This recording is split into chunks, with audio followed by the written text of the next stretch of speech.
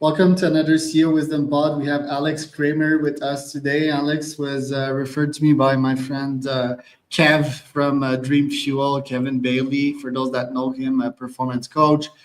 They were both at an amazing Costa Rica retreat, and Alex is CEO and founder of Alluviance, was organizing it. So great guy right there, background in sales. He's also a podcast host, the Rising Leader podcast. If you want to check it out. And yeah, some kind of corporate background. I'd say started at Microsoft, then outreach and head of sales at Catalyst Software till he became an instructor at Lective and started his own company, Alluviance, in 2022.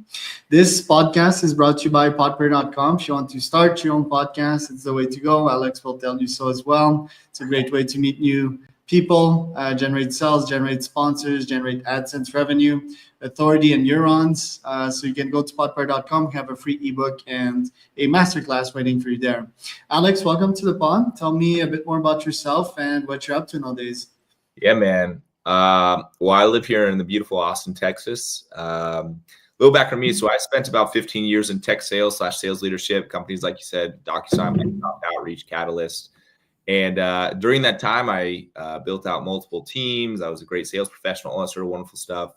And also at the same time, during that journey of trying to achieve at a really high level, I also dealt with, let's just call it, some serious mental health troubles and a journey there. And it was around 2016, 2017 timeframe where I was the number one performer on my team for the third year in a row at Microsoft. And I was deeply depressed and struggling with suicidal thoughts. And I was like, man, I've been doing exactly what I was told to do, of achieving, and why am I not happy? What am I missing? And so I chose to start to do, let's just call it, the inner work. And I started attending retreats. I started receiving a lot of coaching, started doing meditation, breath work, all that sort of wonderful stuff. And probably at this point in my life, I've attended close to 150 retreats. Wow. It was in 2023 where I officially said, you know what? I feel like there needs to be a community that's specifically focused on sales professionals, leaders, and founders who want to achieve at a really high level and also complement that with the inner work. And so what birthed and what came through was Alluviance, and been doing that ever since. And since then, we've thrown, we just had our 10th retreat. We just did it in Costa Rica last week. Was really, really beautiful. And we've had over 300 people attend our retreats. And I might be a little bit jaded. I think we got something pretty badass that we're doing here. And I feel alive. I feel in my purpose. And I also am deeply committed to just helping people step into something greater within themselves. And oh, by the way, crushing their quota at the same time. Love that. Let's dig in your story. So you had the money, you had the job, but like, were the relationships and community building lacking? Were you like isolated? Is that what led to these depressive and suicidal thoughts? You know, I was living in San Francisco. I was about 25, give or take, something along those lines. And I was just working my ass off. I was wearing a suit and tie to work every single day, probably working 60 hours a week because, you know, it was important for me to hit my quota. That was all I cared about. And underneath that was this fear of not being enough, was this internal sadness, was this like, who am I? What am I really meant to be doing? And I would distract myself. With drugs and alcohol. I partied an absolute ton. And I did everything except for sit and be present. And eventually that caught up to me to the point where I remember one day I woke up and I was just like, damn, I literally do not want to get out of bed today.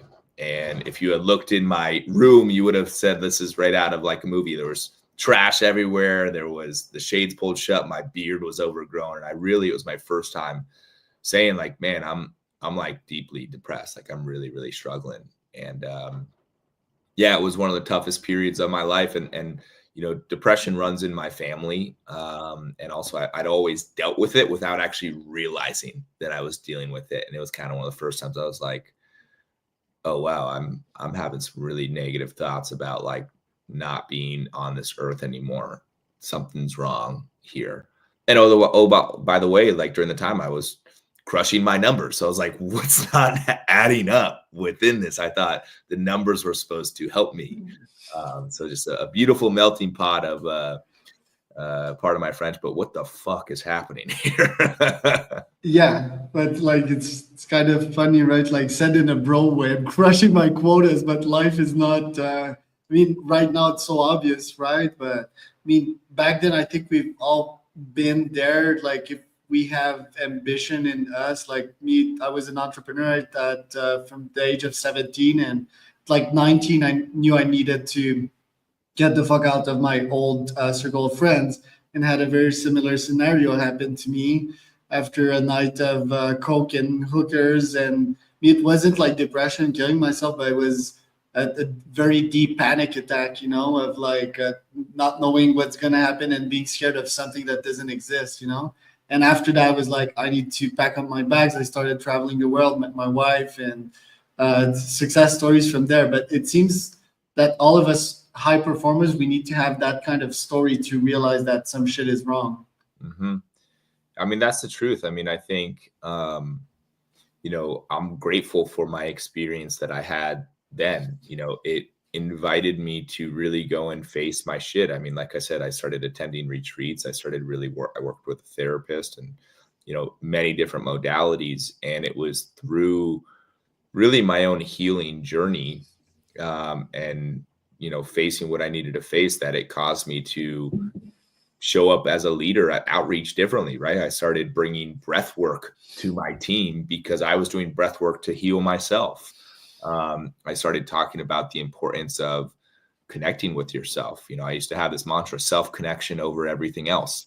And it's like, and that rallying cry for my team, it caused other people to start to open up more to their stuff. And it wasn't like I set out to be a founder and to throw retreats and to, anything along those lines. I was just simply trying to fix myself, right? And it was like through that darkness, and I still feel that darkness every once in a while, but my ability on how to be with it and to my relationship to it is much different, right? When I feel depressed, it's no longer a bad thing per se. It's simply a sign of like, oh, I need to take alcohol and cannabis out of my diet. I need to cancel some meetings that I'm hanging out with friends, whatever it might be.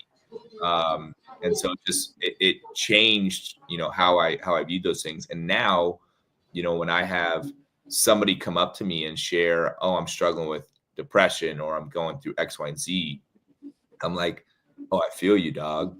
Like I have compassion for them and I have empathy and I actually know how to support them in a better way because I experienced it. Right. And so just there's a positive purpose to the shit, I guess you can say, that allows you to be more in your mission if you choose for it to. And are corporations made to make humans scale and to make humans happy? Like, isn't the best employee always like burning themselves in some way? I mean, I think that's in many corporations, yes. I think there's this new model that I think is starting to come through where, if you would talk to a company or a sales rep back in 2018, hypothetically, they would say, hey, I'm here to crush my quota. If you'd ask them, hey, who are you? They would tell you, oh, I work for this company. They put their identity in their company quite a bit. Mm-hmm. And now, whether it was COVID had changed it or just the level of human consciousness in the world, I think more people than ever are starting to want to step into purpose, are wanting meaning in their life, are wanting true, authentic community that they feel a belonging around. And corporations, I think, are starting to realize that. Like people are literally taking less money so they can work at a company that they feel like they can be themselves at, where that didn't always used to be the case. And so I do think that if corporations don't start to get a handle on, hey, how do we actually give our people meaning? How do we actually support mental health, not just as a fun word, oh, mental health is important, but like truly actually have it woven into the fabric of the company. And if the leaders themselves aren't doing the work on themselves, yeah, it's going to create a really negative environment that I think a lot of people will be like, I'm getting the hell out of here because it's not worth it. Right. And do corporations do that just for profits, or do they really care, or can profits exist at the same time as doing some good? Because often I feel that EQ and empathy and caring about the employees and organizations just to make them more productive. And isn't the goal of a corporation maximizing profits? Well, it depends. I mean, I think that absolutely. I think making profits, you have a duty as an organization to maximize the amount of profits that you have so that you can be employing more people and supporting people so they can live a certain type of lifestyle that they want. And I think it's also about, well, what's the mission of the company, right? It's like, hey, are you trying to just make as much money as possible, or are you actually trying to impact the world in a really positive way? And if you're trying to do that, like, are you meant to grow to a massive company, or are you trying to, get to a certain point and really like harness what the mission is? Like, I'll give my own personal example. I've talked about this with many of my advisors. There was an older identity of myself that I was like, man, I want, Alluviance to be a 9-figure organization, right? What would it look like? $1 billion company. And that was, really at its core is coming from my ego, right? Yes. I built that type of company. Where in reality, what's becoming more important to me is having a quality life where I spend time with my wife, with my future children, where I, let's hypothetically say I want to work 20 hours a week and go spend time with my horses in my ranch. Like, that's what's important to me. And, what's the size company that supports me in doing that? And what's the size company that really at its core supports me getting my mission out there that's true? That's like that there's the tonality and a frequency to like, hey, I'm not here just to make money off of my clients, but I'm here to actually help you transform. And I personally am of the belief that as long as like that's the driver, the money will come, right? Versus the money being the only thing that I'm trying to do. Right. And to an earlier point, I mean, there's nothing wrong with a $1 billion company. You can scale it and invest more in what matters to you and hire more humans and take care of them and so forth. But yeah, ego is interesting, right? I think it's a nice driver, though. Like some people that don't have ego, most of the time their impact is somewhat limited. You just need to keep it in check. Now I'm curious with Alluviance. You started that a couple of years ago. How has it grown, and how complex is it to organize these retreats? So I actually started Alluviance when I still had a full-time job when I was the head of sales at Catalyst. And I did this as a part-time thing for about a year while I was doing it. And it was hard. I mean, I was working 100+ hours a week, most likely working all the weekends. And it was really, really hard. But it got to the point where we had so many people who were in our community and going to our retreats, and the revenue was of the ability for me to say, all right, I'm going in on this, full send.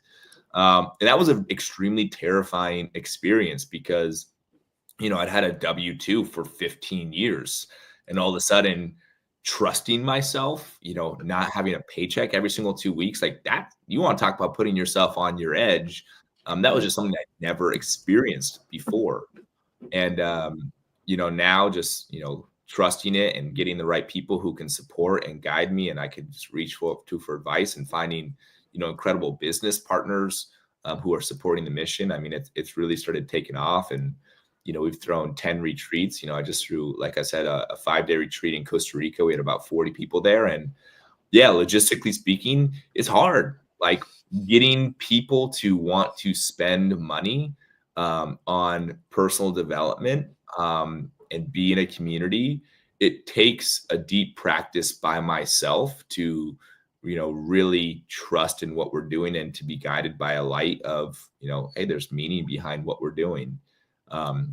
But it's like these lessons that I'm learning, how to read a freaking P&L, what it takes to throw a retreat, how to work out agreements, how to think about marketing, how to think about investments, how to hire somebody.